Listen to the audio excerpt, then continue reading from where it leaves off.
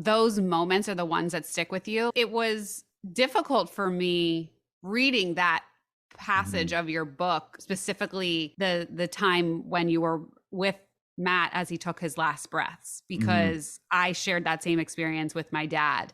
And I mean, it was like a scene of a movie for me, like being in the room with you and Matt and being in the room with me and my dad and just kind of going back and forth. And I was really in both places at one time. And I will say how you were able to explain things in such a like an otherworldly process and the light bursting or you know that he, I want to say the word beautiful, but I'm reaching for something even more profound than that. You made it sound so much more than I was able to appreciate it in that moment. You know, like I was just, to me, I was sinking and we were all sinking and we were going into this horrible depths of the earth and he was just being ripped from my grasp.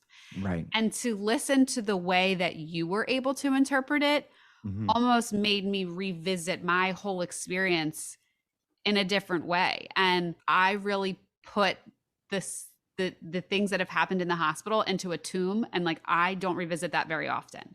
Right. My experience with my dad's death and the relationship that I have with him now, I think I think I'm in a really good place with my grief. Right. But reading your book did make me realize, that's probably one area that I could open up a little bit. And I really loved how you put it. And it's like, I encourage everybody that has been there at the bedside for a loved one's death to go and read, first of all, your entire book, but this chapter specifically. I mean, talk a little bit about your experience in that moment and how you're able to look back at it now. I'll start the reverse and say that experience for me, I don't describe it as a gift, but I describe it like the pomegranate seed, like the Persephone pomegranate seed. It's knowledge that you swallow and you go, oh my gosh. Here's the extreme of it. It took me a lot to learn what I could have learned in a 6-part series with Joseph Campbell on PBS, right? Like horror is at the forefront of awe and wonder. And that is what I experienced in that room with Matt. Like I still am unsettled by how beautiful it was. That in the worst moment of my life, I felt comfort and I felt beauty and that it had a numinous quality to it. I think that is the gift that we give our loved ones when we show up for them. Yeah. And it's like for years, I call that experience the 1 degree shift because for years, because I had a traumatic childhood. And for years, it's like you're standing at the edge of a dock and you see someone beside you, they're on an equal length dock and you're all staring at this beautiful horizon. And all of a sudden someone comes and puts a garbage bag in front of you and says, okay, this is physical abuse. Oh, this is emotional abuse. This is a terrible incident that happened to you when you were 17. Oh, this. Like eventually you get to a point where there's just garbage bags in front of you and you can't see the sunset. Being in the room with Matt was just an invitation to move 1 degree to the right. Oh, wow. And go, oh, none of that matters. And so I'm able to see the sun. Like, I know it sounds very sort of like poetic and woo-woo, but I'm actually able to see the same horizon that everybody else gets to see now. I will say your perspective on it almost takes away the fear I have for experiencing someone else's death. You see the positives in it very much. I can see the positives after the fact, but in that moment, it's like, I guess I know, and I talked about this with somebody that was just recently on my podcast about the ability to embrace death really allows you to embrace life. Like, how can you understand the full meaning of life if you are not able to take away the awkwardness, the uncomfort, the taboo, all of those things about death? And I think that's what you're saying. It's like in that moment of his death, you were able to refocus about what really mattered in life. Right.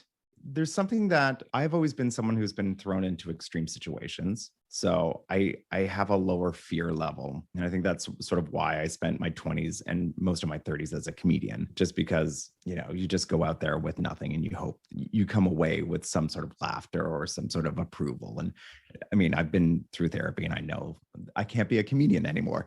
But well, I actually did want to ask you about that. You talked about being afraid to go to therapy Yeah, because you I was. thought it was like they were going to take away your comedy card, that Yeah. things wouldn't be funny anymore. You wouldn't see the humor in situations. You would almost look at everything so matter of factly after therapy. And it became this spiritual awakening. So tell us a little bit about your experience. So yeah, I was terrified about going to therapy. And I do say that it has ruined my career, because it has in a way, but it wasn't in the way that I expected it. And you've spent a couple weeks in California, so I'm going to go full woo-woo here. Okay, And say, yeah, I was in Laguna Beach, like heart of woo-woo. okay. Every other place was either a tattoo shop or Right. a coffee shop or a chakra spa where they like Yeah. want to read your palm and do all of it. I bought Yeah. into it. I totally did it. I loved all of Yeah. it. It was great, but I've never Yeah. seen one town embrace it all as if it was like a Mhm. CVS. Right. Yeah. Oh my gosh, I gotta go. I gotta go there. So the reason I couldn't feel my body, like I was completely disembodied. So the only way that I could feel my body was, unfortunately, when I drank Mm. or when I was on stage. And there's nothing like an applause of 500 people to make you feel your body, or the Yeah. laughter of an audience to make you feel your body. So performing was my biggest addiction. And the great thing through therapy and getting into the depths of sorrow, where those traumatic childhood experiences that have to do with my body somehow were activated, but because they weren't as, it took a lot of sorrow and despair for them to become neutral, for me to go, oh, that's why. Yeah. So that's changed my relationship to performing and to comedy, Okay. because I can now feel my body. Right. I can have sex without being drunk. It's an entirely new operating system. Mm-hmm. And thankfully, the pandemic has given me a lot of space where I don't have the pressure to be on stage or to perform. And now I'm just relearning how to approach my career where I actually feel my entire body. Very interesting.